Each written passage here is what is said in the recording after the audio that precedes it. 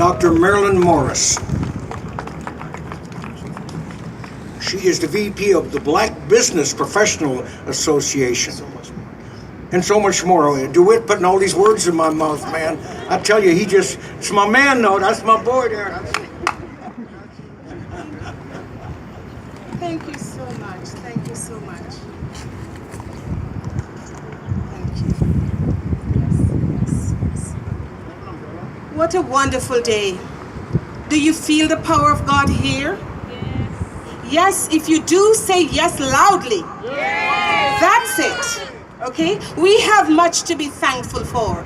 And although the sun is shining brightly and the skin is burning, we know in our heart there is pure love. And that's why we are gathered here today. Ladies and gentlemen, thank you so much for coming. And thank you for wanting to come to listen to me speak today.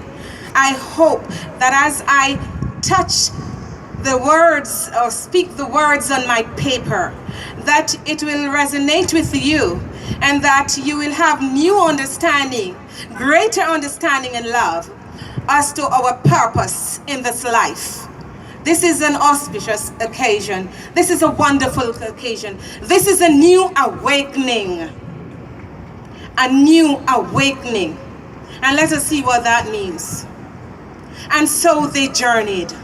Our ancestors out of Africa, unwilling victims into and beyond the Middle Passage to build economic empires of the West, of masters they never met, collaborating, cooperating through duress, a forced alliance for the new economic order that will sustain economic and political power of nations who could get no one from whence they came to the Western lands of new opportunity.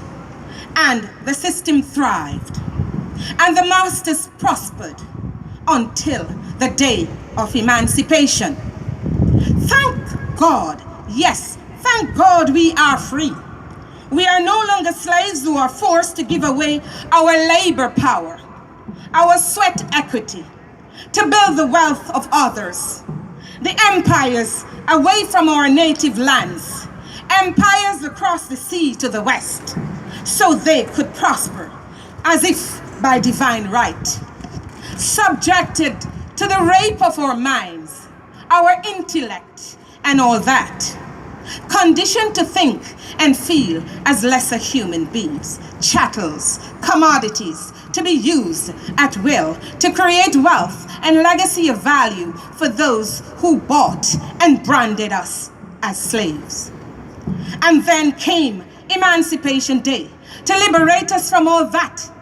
But while we became free from physical slavery, the mental slavery continued on both sides. Those that were the masters and whose descendants continues this day to wield economic and political dominance, and those were physically enslaved and whose descendants continue to be economically and politically dispossessed through generations into modernity. Both groups settled comfortably in a mindset that kept the status quo intact. Liberation from physical slavery did not cause the liberation from the slavery of a mindset devoid of consciousness, compassion, and the acceptance of the oneness of humanity.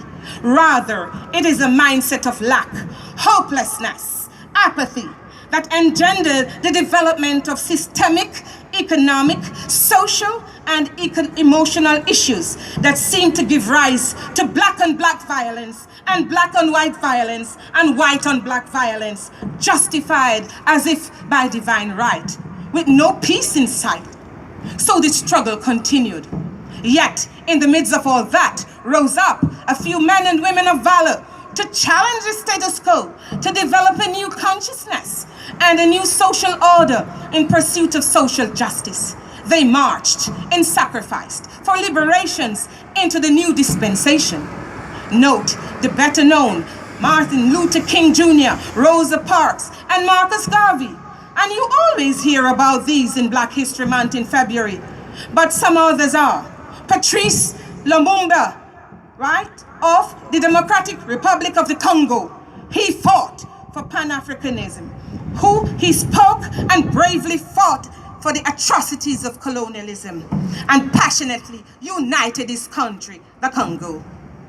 There was Stephen Bantu Biko of South Africa, a change maker in the anti-apartheid movement, who founded several organizations in an effort to mobilize black people against the racist apartheid regime in South Africa, and co-founded the South African Students Organization and the Black Consciousness Movement, which would empower and mobilize much of the urban black population, and also co-founded Black People's Convention in 1972. Then there is Thomas Sankara.